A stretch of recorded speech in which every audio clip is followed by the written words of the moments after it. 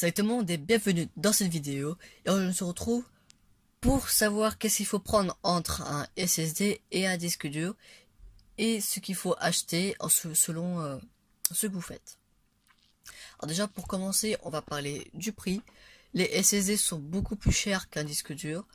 Pour 50 €, vous avez un disque dur de 1 Tera, mais avec 50 €, vous avez un SSD de 120 Go.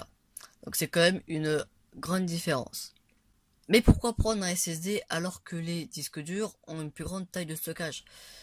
La différence, c'est que entre un SSD et un disque dur, ce sont les débits déjà. Un SSD est beaucoup plus rapide qu'un disque dur, genre 3, 4 fois, même 5 fois plus rapide qu'un disque dur. Par exemple, j'avais un disque dur sous Windows et il fallait environ 1 minute et demie pour être opérationnel, bon, pour lancer Chrome et tout. Maintenant, avec un SSD bas de gamme que j'ai acheté 50 €, donc il y a des SSD quand même mieux, plus rapides.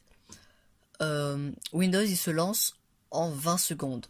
Donc en 20 secondes, je peux déjà aller sur Chrome en 1 seconde. Chrome il se lance en 1 seconde. C'est vraiment très rapide.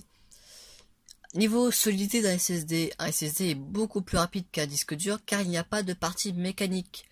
Tout est électronique, et contrairement à un disque dur où il y a un plateau qui tourne et une tête qui bouge. C'est pour ça que les SSD sont conseillés pour les ordinateurs portables, car les ordinateurs portables peuvent avoir souvent des chocs et tout, et vu que les disques durs n'aiment pas les chocs, c'est pas terrible. Aussi quelque chose de assez important, un SSD ne fait pas de bruit. Donc c'est pour ça aussi que je n'ai pris un, parce que mon disque dur faisait beaucoup de bruit dans la tour, parce qu'elle n'est pas du tout isolée du bruit. Et c'est vraiment le silence, c'est vraiment agréable. Niveau durée de vie, maintenant, un SSD sera moins durable qu'un disque dur, car les cellules qui contiennent les informations s'usent avec la réécriture de données. C'est assez dommage. Donc si une cellule est morte, on ne peut plus l'utiliser, et donc on perd de la place sur le SSD. Du coup maintenant on va faire la conclusion. Si vous aimez la rapidité, prenez SSD. Donc pour lancer Windows et les applications, très rapidement prenez SSD. Mais si vous voulez du stockage pour mettre beaucoup de vidéos, des gros jeux, prenez un disque dur.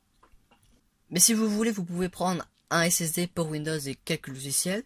Comme ça, Windows se charge rapidement et le logiciel aussi. C'est très pratique. Et pour les gros fichiers comme les vidéos et les jeux, vous pouvez mettre un disque dur, comme ça c'est nickel. Voilà, donc j'espère que cette petite vidéo vous aura plu.